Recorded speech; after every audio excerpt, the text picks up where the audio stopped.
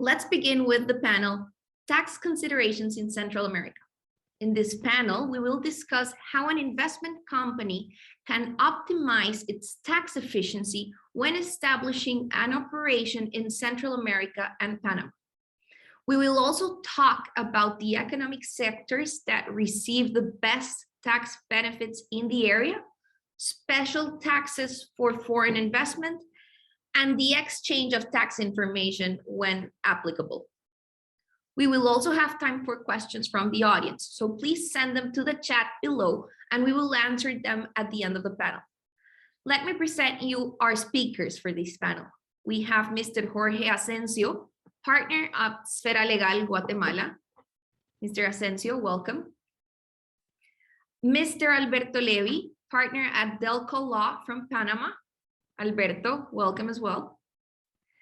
And Raquel Moya. Raquel is partner at Sfera Legal, Costa Rica. Welcome, Raquel. Let's begin with the first topic. And let's begin with the first question as well. What should an investment company consider when establishing an operation in Central America and Panama in order to optimize its tax efficiency? I'll give the word to Alberto Levy to talk about the Panamanian as well as the Nicaraguan situation. Thank you, Alberto. The floor is yours. Thank you, Mariana, and hello everyone in the audience from the beautiful and sunny Panama. I'll start first with Nicaragua. Nicaragua offers Alberto, I'm afraid we're not able to hear you. Do you hear me now? Hello, hello. Do you hear me, Mariana? I do hear, Alberto. Yes, Alberto, we hear you. Great. So I'll continue. Nicaragua offers many incentives to foreign investors, such as free currency conversion, freedom to repatriate all capital and profits, as well as dividends on earnings generated in Nicaragua territory after paying the pertinent taxes. In addition, the tax concertation law, another relevant law, provides numerous tax benefits to certain productive sectors of the economy in order to promote their growth and development.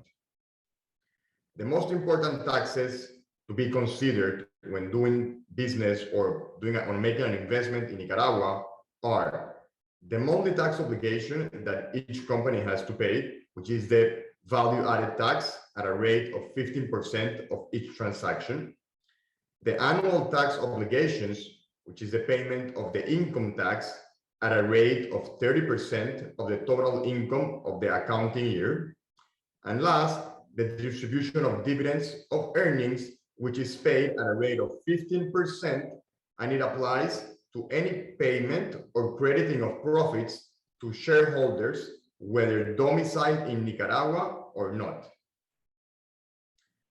As far as Panama, our tax regime is mostly territorial. So the first step when making an investment or considering doing business in Panama is to look at whether or not the Panamanian operations will generate any Panamanian taxable income. For optimization, the company may want to look at the different special regimes we have, which offer advantages not only from a tax perspective, but also in labor and immigration.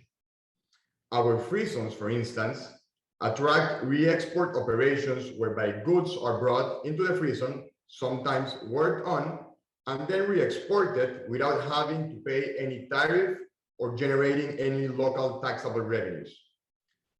This type of operations are convenient for many companies since they can make use of both the favorable tax circumstances as well as the strategic location with the Panama Canal, the Panamanian airport, and the logistics hubs that we have in place here in Panama.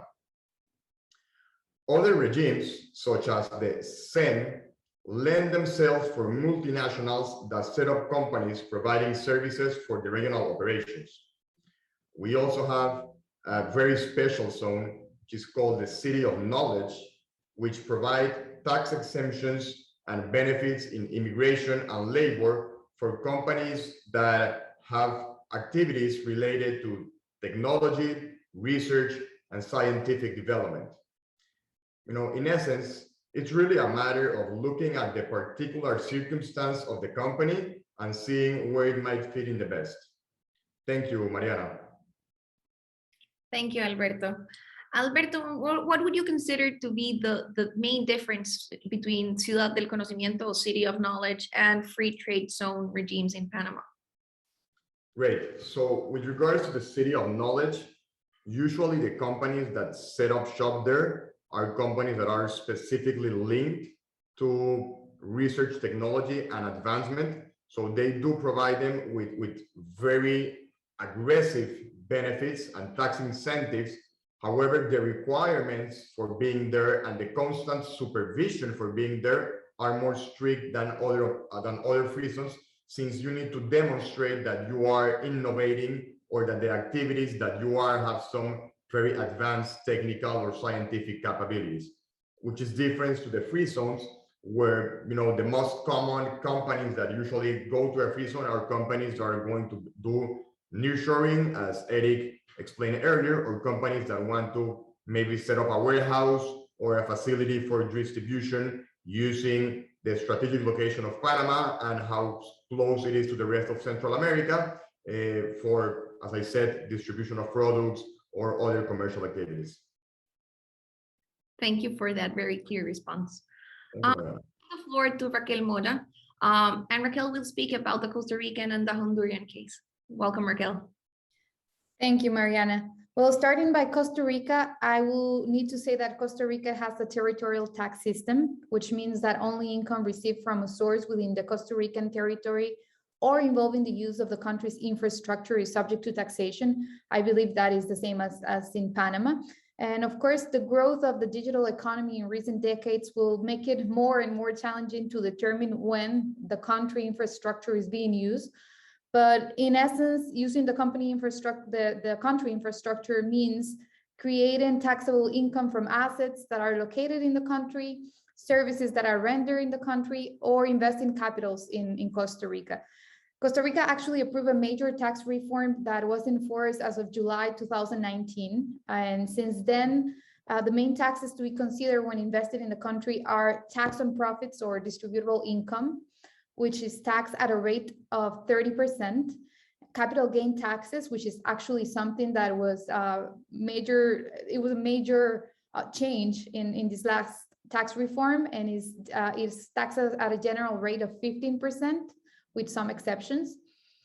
Withholding taxes on remittances abroad that are taxed on rates that go from 5 to 30%, depending on the source of income. And maybe for investment purposes, the most relevant one is the tax on dividends, which is taxed at a rate of 15%. And then, of course, the value-added tax, which was also an innovation in this last reform in 2019. Before that, we had a selective sales tax, but now we have a general value-added tax that applies to goods and services at a general rate of 13%. To reduce the tax burden in Costa Rica and to invest in Costa Rica, I will have to say that the free trade zone regime is the most attractive incentive that we have for foreign investors. And the regime applies to companies making new investments in the country, and with some specific rules for some cases. The companies must have an initial investment in fixed assets of at least $150,000. And the incentives that the companies will get from the free trade zone regime include exemption from import duties on raw materials, components, machinery, and equipment, exemption from withholding taxes, which is very attractive for investors, exemption from income taxes for a certain number of years, depending on the industry, and also exemption from value-added tax, among others. In the case of Honduras, there is also a territorial tax system similar to Costa Rica, and all foreign investors are subject to the same obligations and entitled to apply for the same tax benefits granted to domestic companies, which is supported by a law named the Law for the Promotion and Protection of Investment, which establishes the principle of equitable treatment applicable to foreign investors, so that they have the same rights and obligations as any other national investor, with some exemptions. And the main taxes to be considered in Honduras are also the value-added tax, which has a rate of 15%, payment of solidarity contribution tax, which is charged as a surplus over a certain threshold of taxable income, payment of municipal taxes calculated on the sales volumes, payment of income tax, which is taxed at 25%, and taxes on distribution of dividends on profits, which has a rate of 10%. And we will probably elaborate on this a bit ahead in the questions, but there are special regimes in Honduras that can also be selected by investor, which include law-free zones. It also includes a temporary import regime, and basically it's our incentives that are similar to the free trade zones in Central America that I think all jurisdictions have in common, and we can elaborate on that when we refer to the special taxes for foreign investments. Thank you, Maria. Thank you, Raquel. Thank you very much for that answer. And to speak about the Guatemalan and the El Salvadorian case, we have Mr. Jorge Asensio. Mr. Asensio, welcome. The floor is yours. Nice to be here.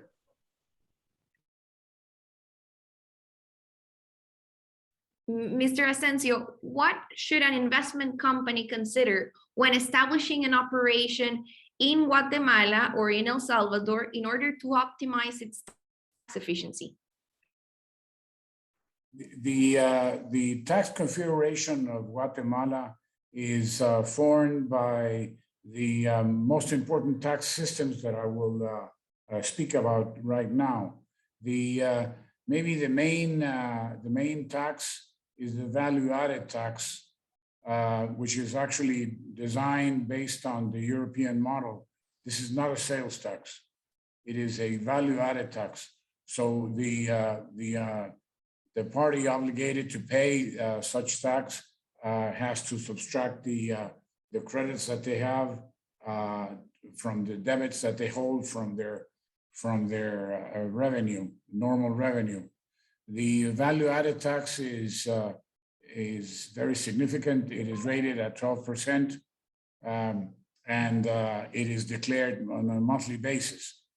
Then we have the Guatemala Income Tax. Guatemala Income Tax has a characteristic that I think should be pointed out.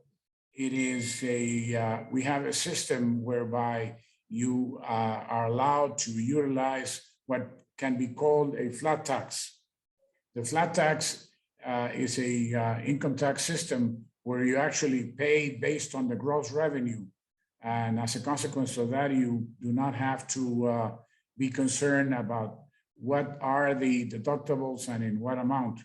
Having paid based on the gross revenue, you take care of the income tax. And it is something that for the authorities of Guatemala, the superintendent of banks, is very easy to control because they would verify how much are you collecting from the value-added tax. And if it matches with how much you have declared in the income tax, flat tax system, you can you would take care of that obligation very quickly. The income tax of Guatemala is also related to capital gains based on whatever the general ledger has for certain assets that are not the object of the day-to-day operations of the company. And if you sell those assets, you would be subject to a capital gains tax. The other interesting feature about Guatemala income tax is that now we do have a transfer sales that you have to look into. The transfer sale chapter is very, should I say, very developed, and it tries to establish a relationship between those people with whom you do not have an association overseas. So the study has to be produced in order to hold the burden of the proof would be on the side of the tax authorities if the study is produced and filed adequately, and that way you can determine if a relationship with the importer has been subject to important reductions or increases in the value which are declared for customs purposes. So that is an issue that is also important. We have a financial tax. We have a 10% and financial tax not applicable to banks. So this is only levied on interest when the two private individuals hold a credit obligation. And we also have taxes that are related to specific activities, hotel charges in tourism and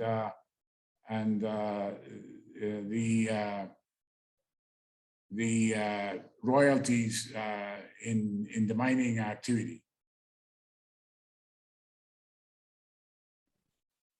Thank you, Mr. Asensio. And actually, regarding these taxes that are subject to specific activities, it leads us to the second part of this topic, which are which economic sectors receive the best tax benefits in Central America. I'll continue giving the floor to you, Mr. Asensio, so that you can speak about the Guatemalan and the El Salvadorian case. Mr. Asensio, you have the floor. Okay, Mr.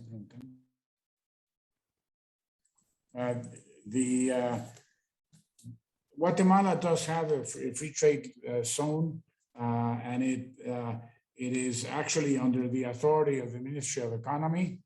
The free trade zone of Guatemala can be operated in three different services, three different sectors: the service sector, the industrial, and the commercial.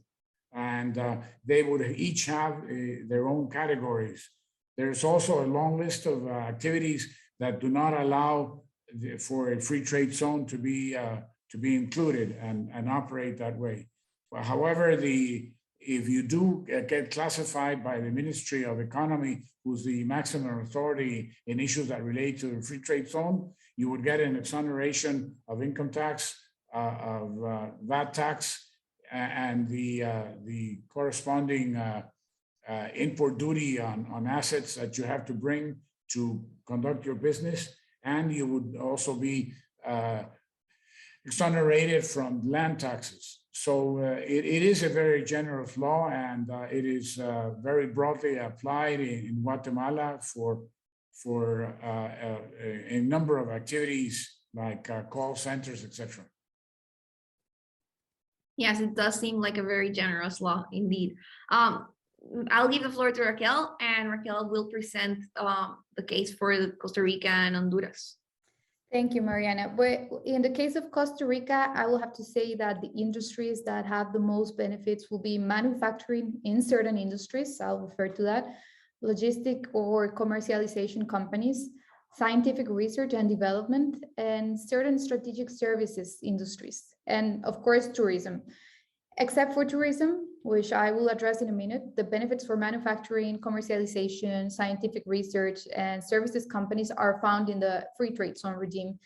The benefits for manufacturing companies specifically are granted to new investments in certain strategic industries that, among others, include advanced electronics and electrical components, medical devices, automotive devices and supplies, pharmaceutical industry and biotechnology, renewable energies, and also projects that invest at least 0.5% of their sales to research and development, and manufacturing companies that are willing to locate its operations outside the great metropolitan area. For services, the list is more extensive, and the company needs to comply with an eligibility criteria that combines the activity description and the amount of wages that are expected to be paid per year. But it basically includes activities that require qualified employees, excluding financial services, excluding professional services that are rendered like lawyers, accountants, and other services that are provided personally. But it includes activities like investigation, digital marketing, technology, production, programming, software engineering, among others, that are focused on the quality of the employment that as a country we're able to offer in strategic sectors. Although there are other specific benefits like the exemption of import duties and municipal taxes for certain years, the most attractive benefits concern income tax exonerations. So for example, for manufacturing, if you locate the company within the great metropolitan area, you can receive up to 8 years of a reduced 6% tax rate. Remember that the regular rate is 30. And if the project is qualified as a large-scale project, this could even be 0 for 6 years. And then for 4 years, a reduced 15% rate will apply.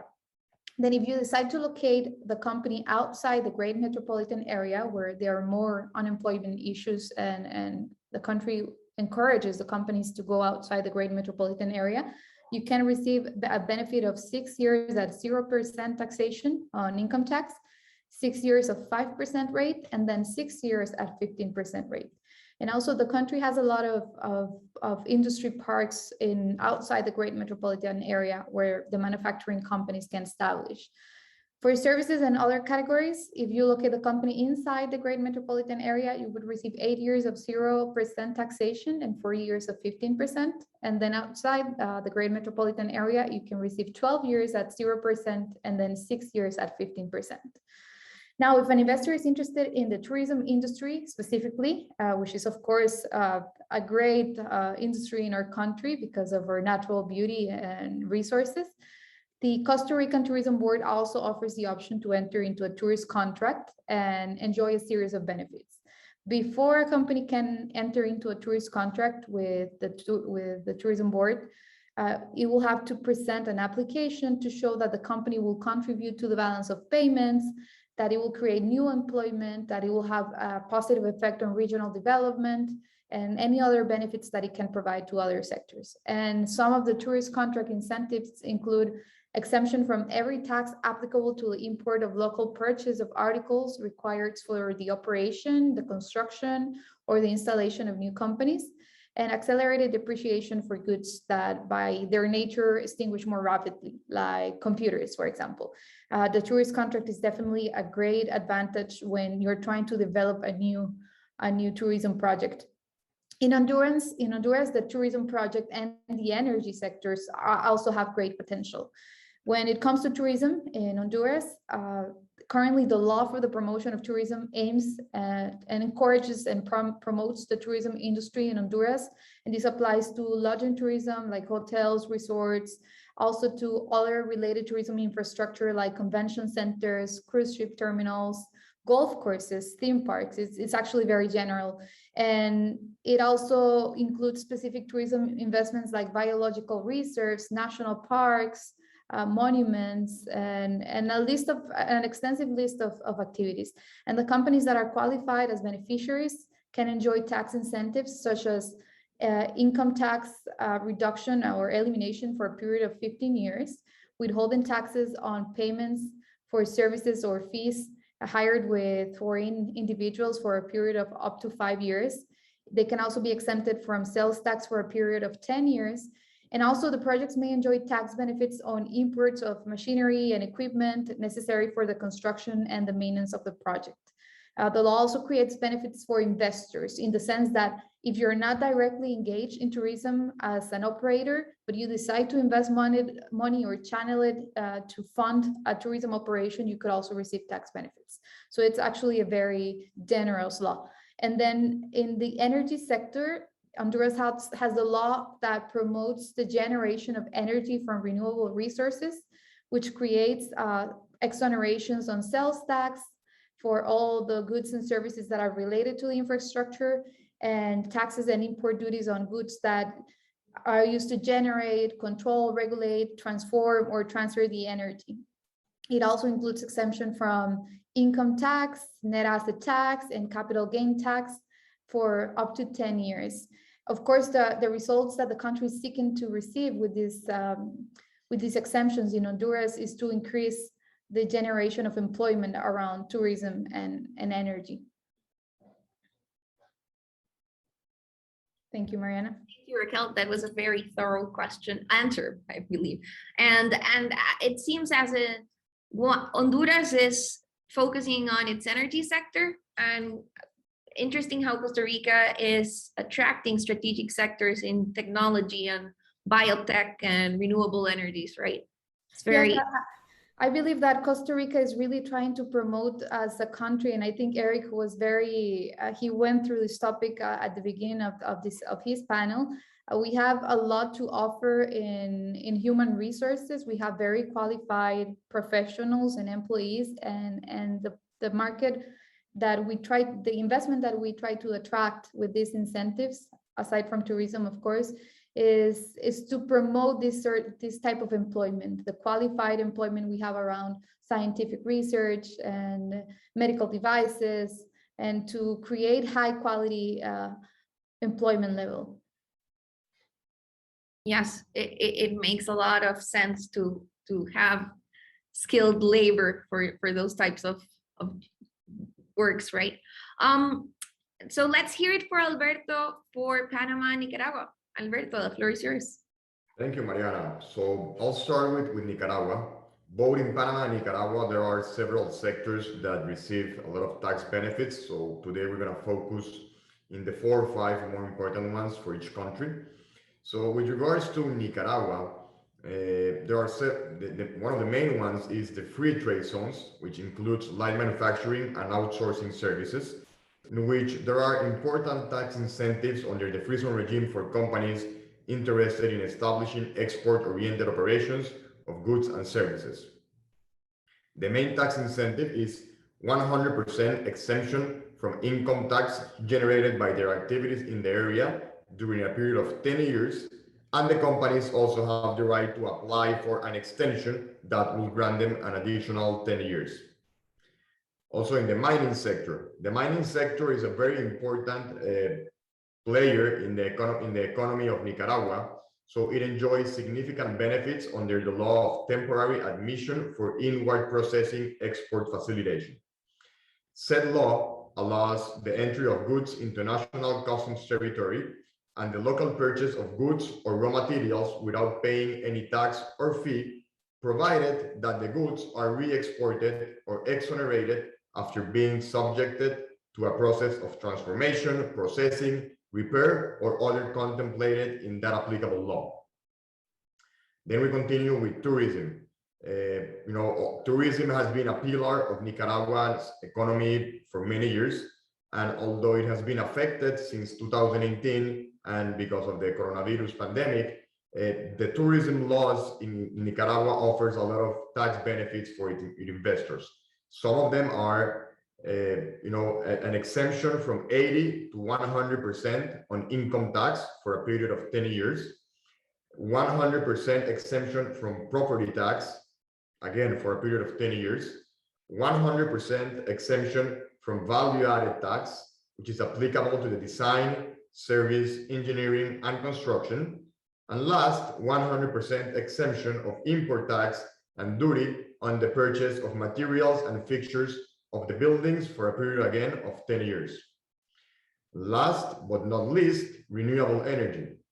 The power generation projects from renewable sources have several tax and tariff benefits, which cover both new projects and projects that are already built but are considering installing their capacity.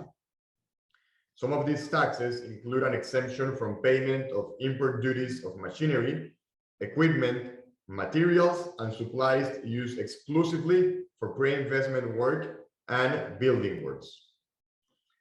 Now, moving to Panama, one of the main sectors, and I think Eric also covered this when he discussed the business opportunities, is agriculture. As any income tax is exempted up to $350,000 in gross income per year. So we see a lot of activities and there's a lot of incentives for foreign companies to be involved in agriculture. There are currently some benefits in the tourism sector, and this is kind of like, this has brought a new wave of new tourism developments, which we're probably gonna see the results in the coming years, since it is a very new law. It's a law 22. And basically what this law provides, in addition to certain direct tax exemptions for the developer of the projects, there are now incentives granted to those that make passive investments in the projects. The law basically says that those who invest in the projects, provided that the project has been duly authorized and qualifies for all these incentives, and the people that make investments to publicly listed securities will receive a transferable tax credit equivalent to 100% of the investment amount. This is the way it works as of now. It has been so popular and the incentives are so aggressive that there are some critics from the public sector and some changes or additional regulations may apply, but it's definitely a sector that will receive a lot of attention in the coming years.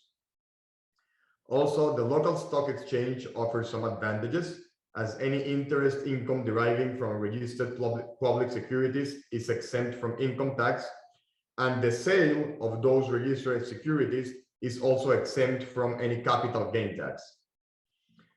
Panama, like most of the other countries, has recently attempted to incentivize the manufacturing sector with a new regime that it's called EMA.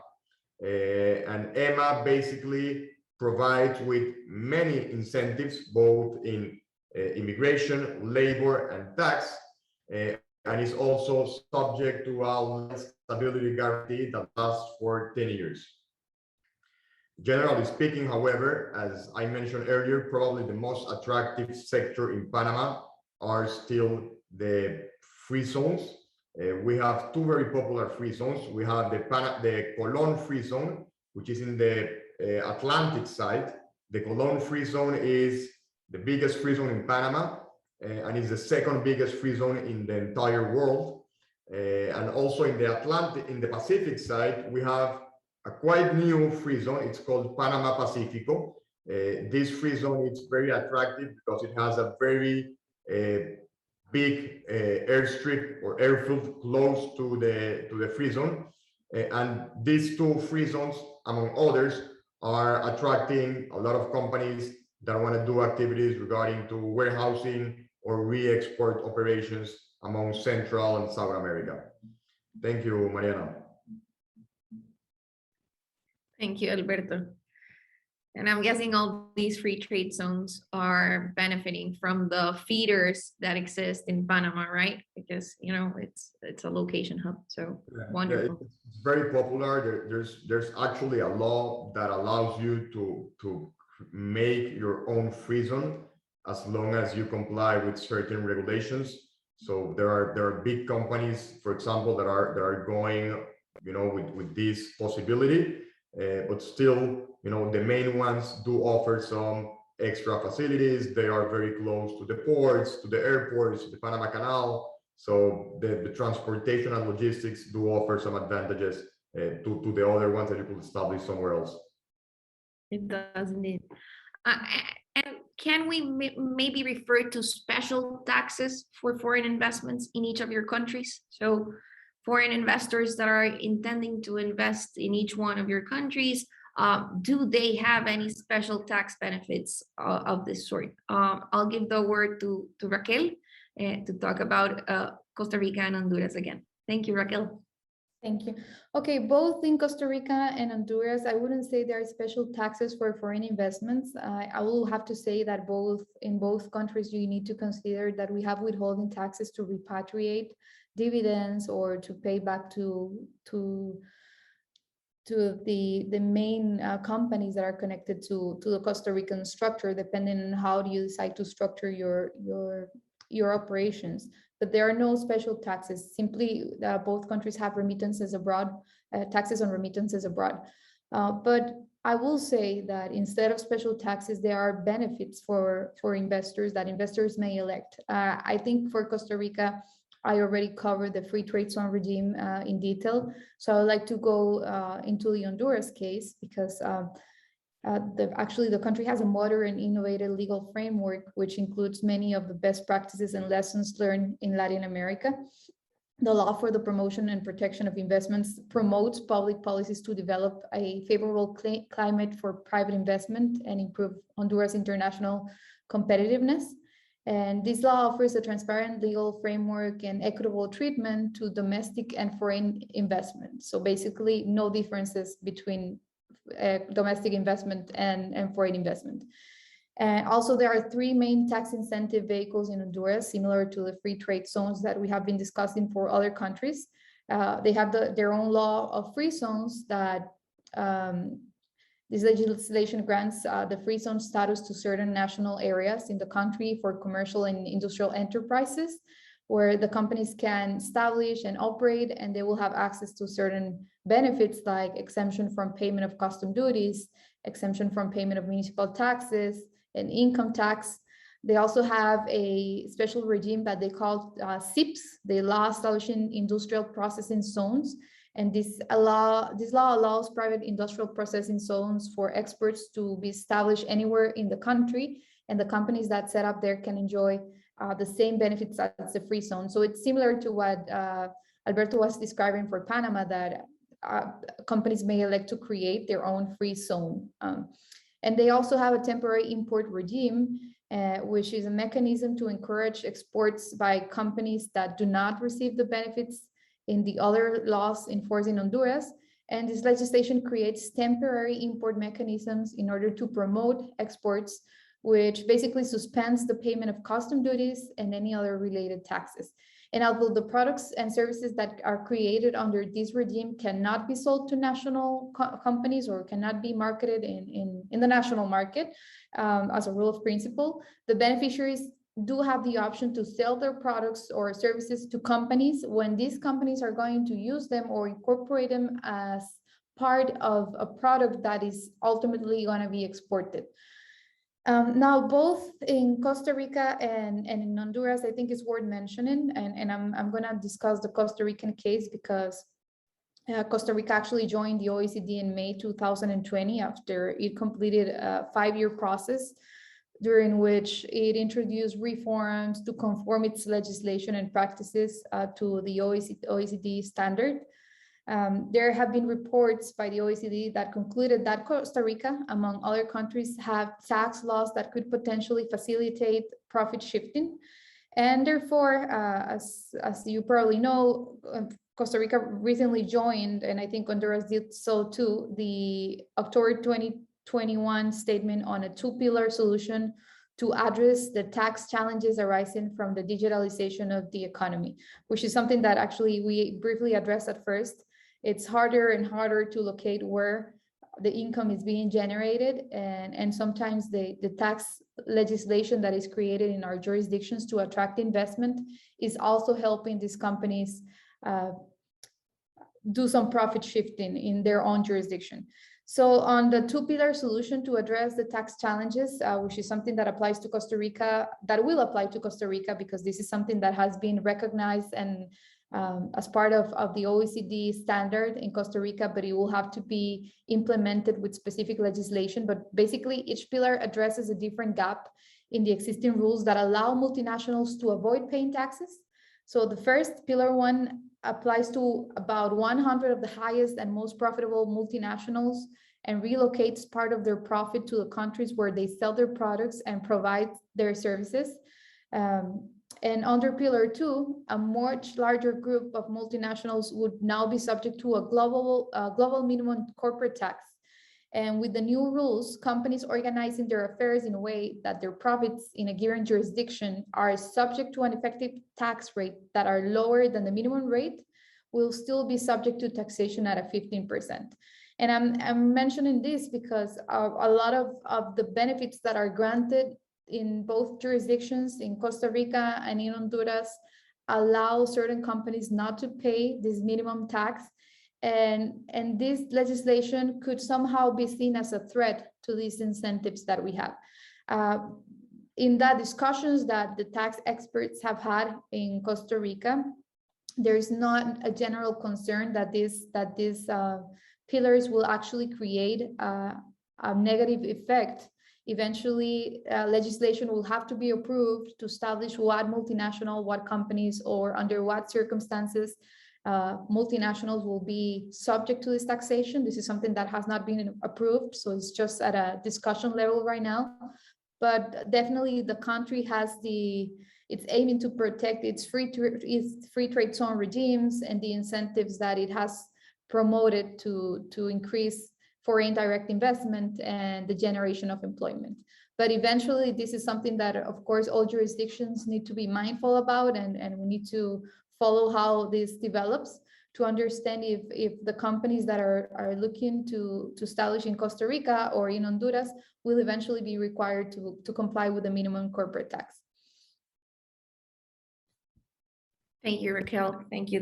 That's very clear, and definitely that's something that people should take into consideration when investing in the region. Alberto, how about if you present the Panamanian and the Nicaraguan case?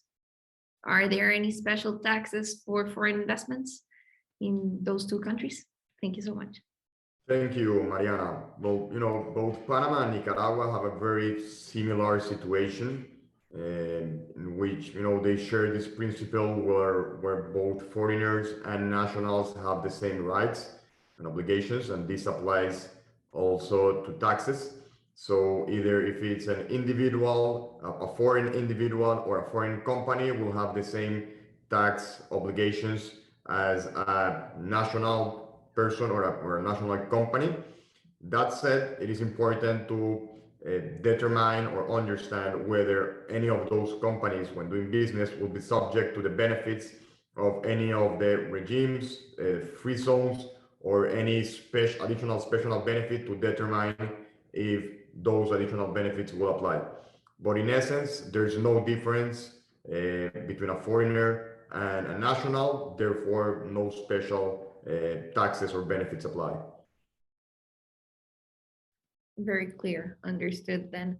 And Mr. Asensio, in Guatemala and El Salvador, can we talk about any special taxes for foreign investments? Thank you. Well, in the case of Guatemala, which is very similar to that of El Salvador, we actually tax Guatemalan source money only. The system does not levy additional or further taxes just for the fact that there's a foreign investment involved. So for all practical purposes, the Guatemala tax is essentially the same for any local investor as it would be for any foreign investor. So in that respect, there is no change. It could vary a little if in the process of a foreign investment, if they would like to repatriate dividends before the fiscal year is over, the tax that they would have to pay based on a document that should be considered a debt document, advancing dividends of the type that can only be determined at the end of the fiscal year, that would be subject to the interest would be subject to a 10% withholding tax. However, in many operations that we have seen in this regard, they usually establish a 0% interest against which there's no tax whatsoever. So for all practical purposes, the Guatemalan tax and the Salvadorian tax do not levy a directional or a specific tax to those individuals that represent or that have made a foreign investor. So they're treated just as any other. Thank you, Mr. Asensio. So we can basically conclude that in general terms, the main principle is equitable treatment, right? Between foreign investors or local investors or local companies, with certain exceptions regarding repatriation of dividends and withholding taxes, which the panelists have discussed very thoroughly. And regarding the last topic for this panel, how about the exchange of tax information? How is it treated in Central America and Panama? And how might this affect the operation of companies? I will give the word to Alberto, and Alberto will refer to Nicaragua and Panama. Thank you, Alberto. Thank you, Mariana. Well, Nicaragua, as many other Central American countries, is part of the Agreement for Mutual Assistance and Technical Cooperation between the Tax and Customs Administrations of Central America. And the main objective of this agreement is to help them ensure correct imposition and collection of taxes in the Central America and to also motivate local and foreign companies to have a better compliance protocol, fiscal responsibility, and transparency in their operations. With regards to Panama, this is definitely a very hot topic, as you all may know, and it's something that it has affected a little bit of operations, and Panama has been working a lot and has dedicated a lot of efforts, new laws and provisions to improve its position and the way it's seen. In that regard, we have several tax cooperation and information exchange agreements with other jurisdictions, including Canada and the United States, whereby each party may request certain information on the activities of its citizens and companies abroad. Panama has also, as I was mentioning, made considerable efforts to adopt practices to counter base eruption and profit shifting, such as the implementation of transfer pricing requirements and substance requirements. But then, for those looking at doing business in Panama, it's very much a matter of understanding the compliance implications of the investment, both in Panama and back home in the jurisdiction from the investment is coming. Thank you, Mariana. Thank you, Alberto. And let's hear Jorge, who will be presenting the situation in Guatemala and El Salvador. There has been a lot of discussion between Guatemala and the United States as to the signing of a typical tax treaty, just as they have with other nations. Guatemala has not taken that step yet. Under the DR-CAFTA, under the treaty with the Dominican Republic of Central America, there are dispositions that actually refer to the need of paying the taxes that are prevailing in each country, which is done. And in that respect, the DR-CAFTA has been an element of support to the adequate tax collection. Now, El Salvador does have other conventions that would be applicable to related to the exchange of information that could be officially asked for or requested by the officials of each corresponding nation that would allow the tax exchange mechanisms to operate. So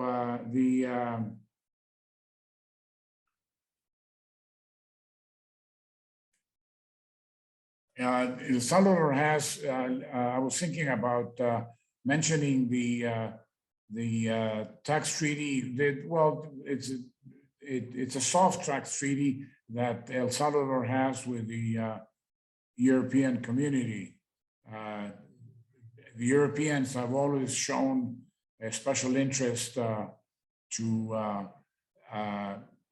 have the respective taxes be paid adequately in each jurisdiction. That will take Guatemala to the same effect, which is similar to the DR-CAFTA. They do relate to the need of having to pay the prevailing taxes. Completely understood. Thank you very much. We have a couple of questions from the audience.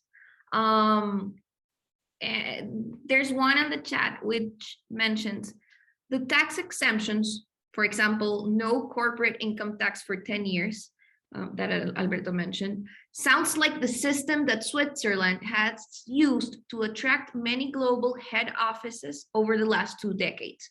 An advantage of Switzerland as a global destination for head offices is the lifestyle that Switzerland offers, not just to key executives, but also to their families. These lifestyle advantages include high-level private schools, safety, and large expat communities. How much success has Costa Rica and other Central American countries had in attracting global or regional head offices? And what about the lifestyle advantages that each country might offer? Maybe Raquel can help us out at first with this. I'm very excited to answer this question. I think this is one of my favorite things about the country, and I think the pandemic really exposed the benefits that we have in Costa Rica. I think we're worldwide known because of our nature and our natural resources, but I think the lifestyle around the advantages that we have in Costa Rica became very obvious during the pandemic, because we were all locked down and people were really focused on their surroundings and how they felt about living where they live. And we were surprised by a lot of real estate investment in the coast area, and basically people coming to Costa Rica to spend the season. And some people came for a few months, or some people were caught during the pandemic being here and they just never left, or they're just finding for ways to stay, which is what has actually promoted some changes in our immigration legislation, which it's going to be referred to ahead. But definitely the lifestyle advantages in Costa Rica are very superior. We have a very high level of education, both public and private education. Social mobility is a reality in Costa Rica. You have access to also extended healthcare, public healthcare. And just because the way the country is configured, and this is possibly a very personal opinion, but I have found that a lot of the people that actually come here and invest agree to this. When you come to Costa Rica, not only you have access to a lot of benefits in health and quality of services, but you get to live a very healthy lifestyle. You get to be outside most of the day. You have a very good weather all around, all year. We have the rainy season, but you always get some sun. You have access to very good food. We're very focused on attracting healthy lifestyle into our country and scientific research. And as a country, the brand that we offer definitely, I think, has this in common with the advantages of Switzerland. As well, we have been called in the past, and we don't feel so comfortable saying it anymore, because maybe it was more true in the past than it is now, but we were called the Switzerland of Central America because we had a lot of things in common. And definitely the expat community is very happy to relocate to Costa Rica in general. They feel safe, they feel happy, they have good options for their kids. So I will say that's something that can definitely be promoted when investing in Costa Rica and when moving here.